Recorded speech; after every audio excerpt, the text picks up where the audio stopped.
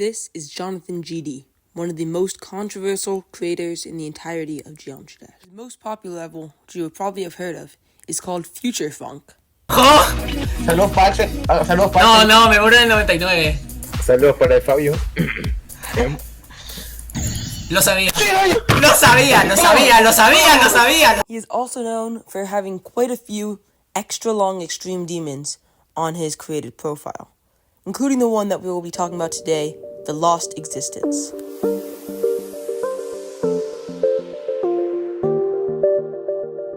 Now, before we discuss each part on its own, I'm going to talk about a little about the level itself. So, this is an extreme demon and is about 6 minutes long, but it's very much on the easier side of extreme demons. Like, it's one of the easiest levels on the all-rated extreme demons list. And as someone who's played it, I agree.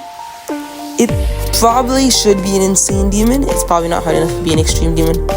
But either way it worked, I think it'd be a very hard insane demon. So with no further ado, let's get into analyzing each part from a game design perspective and kind of seeing how it all fits together, and then analyze whether the hate against Johnathan GD levels is actually deserved or if it's just kind of a random thing. So let's start with this beginning cube and ship. So you can see it opens up very easy, with the exception of it being the one really hard jump to start. I'm so glad this jump is so early in the level, because it's really tough. This ship is pretty basic. It is fun though, with the exception of some weird clicks, but it's not too hard, and I think it's actually a very good balance here in terms of gameplay. The invisible saws can be a little annoying because, you know, you can see the glow, but not the actual like hitboxes. Probably worth mentioning that so far, you might see this is definitely like insane demon gameplay, even if it's 6 minutes long. This starting section also has some of the better decoration in the level. You should note that the level is actually trying to be made with a very few amount of objects, and it's 34,000, which is like a decent amount of objects, but not for a fucking 6 minute long level. And that brings us into this next part, which is a cube with really tight timings. None of it's too bad except for a couple jumps just being harder than others. And like this dashboard release into this jump is so annoying. And then this ship is actually really fun. It looks way harder than it is. Now, I have some conflicting feelings about this ball. First thing you might notice is the background is really cool, and I agree. But the block design really doesn't have much. And the actual gameplay is really weird. So there's a lot of orbs and like fake orbs, but it's tied with like tight timings with some CPS, and some of the clicks just feel like really weird because, you know, you're like, it's fast, but it's still, you have to wait. And this part is most definitely worth being extreme. Now, this UFO is actually a pretty good example on how to make good hard UFO gameplay, because this is also another part that deserves extreme, but it's a really fun part. With the exception of some clicks being harder than others, and some of the, you know, click patterns just being a little weird, it is a fun part. Same with this robot, which again, is one of the hardest parts of the level, and it's about 25% in. There's been a couple of these ship transitions though, and there's more to come, and this is definitely my least favorite one of them. This is also probably my least favorite like ship in the level, because it's really hard, but it also just feels a little awkward, and it's not fun to play. The deco is really simple, even if the background effects are kind of cool. Now this wave is actually pretty fun, even though it's tough for me since I'm not great at wave. But some of these clicks are just way too hard. Like, I'm not dying to 90% of this wave, and then they're just like 4 times that are just so much harder, like this mini wave. Also in these parts where the slopes are like a different angle, you see his Nexus's footage, he just does 1 click, but I like do 2 clicks in there, like a double click. And they're just so much harder. And if you do 1 click, which I tried, it's just a tighter timing. This cube is also kind of annoying. It's a lot of slope tech, and then just orb timings. That green orb timing is really late too. And then this robot's pretty easy. Well, at least it feels easy. I think it's a hard robot, but for whatever reason, it's like really satisfying, which makes it good, I guess. And these duels are a little annoying as well. I have a lot to say about this part. So obviously this is inspired by Deadlock, and LobTop likes this part. And it actually is a really fun part. It is also the hardest part of the level about halfway through. And that's really not even close. Like, this UFO is just wild. Let's start with this ship. So, it starts with just some straight fly and some curving. It's really tight, but nothing super weird. The transitions are actually pretty clean. I think there are some invisible blocks that work, but they don't really like throw you off. This red orb is pretty simple and feels nice. And at this transition into the UFO, there are some invisible slopes to keep you balanced. But this UFO sucks. You have to avoid the monsters while avoiding all the fireballs.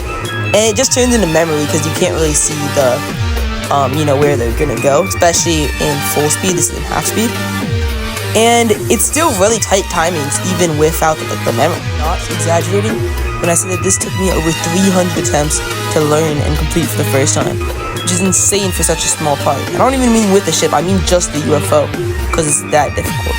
And I've actually seen a couple of different ways to do it. Like, I go up here, Nexus goes down. This part is pretty simple. It's like a lot of weird slope jumps. They feel hard at first, but they get a little easier. That ship is hard and awkward, and this wave is kind of just remembering the quick patterns. This asymmetrical duel is definitely not as bad as some of Johnathan GD's other duels, but then this swing copter is really tough, and it's also really hard to practice because of it being like an old swing copter. Not much to say about this ship. I definitely wish it was shorter because it's a really easy part and kind of just slow and repetitive. I get that it's in like a slow part of the song as well, but I can tell it obviously didn't really take too much time to make either. It's the same background. And then this, it's just a bunch of timing. There's not much to say about it. It's not bad, it's not good, and it's not memorable either. I kind of forgot this part existed. The one thing about this part though, that some of the timings get hard. Like this ball, holy bro, these timings are tight. Especially for being like at like 70%. This is definitely harder than it needs to be. And then there's nothing really to say about this mini cube. The timings that look hard aren't hard because they're buffers. It's another one of these ships, which is annoying because again, it's not hard, but it's not too long this time. Then it goes into this spider. Really decide if I like or dislike this spider. It's somewhat balanced, with the exception of some clicks being really weird, like that pink and green orb you just saw. When it gets mini, it becomes more chill. And then it becomes cube.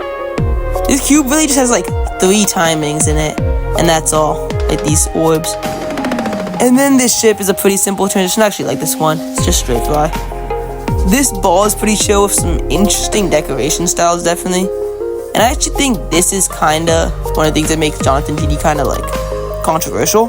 That his decorations tend to be like really simple for a lot of default blocks. This UFO is easy. There's a couple different click patterns that work here. And the robot is also really easy. Well, it's satisfying though, so I'll give it that. This is where the level hits about the 90% mark, and this wave is not the kind of thing that you want to have at 90%. Some of these timings are tough, and also the saw blades get in the way a little bit. I think if they didn't, it would be a really fun part, but so many of my deaths are just invisible stuff. This cube is definitely on the tamer side of Johnathan GD endings as well. It's not like future funk or anything, it's just some timings. And they're altogether easier timings than I've seen in the rest of the level. And that's the end of the level. You can see it's dedicated to Guitar Hero Styles. What? Ignoring that, let's just dive into why then his levels are so controversial. And I think the number one factor isn't the length. It's actually that like his decoration style is very simple and basic. Because he makes such long levels, you can't be spending like super long on each part. I think he actually has like a level that's gonna come out that's like 13 minutes long, and that's gonna be each part fully decorated, and that's been taking him like 4 years. Like it makes sense that he doesn't have a super in-depth decoration style, but I think that's why some people say he's overrated. And I'll leave it there. Thank you so much for watching the entire video. Please consider subscribing if you like this type of content. I'm a new channel, and it really helps to grow. Each person like adds a lot. And thanks for watching. See you in the next one.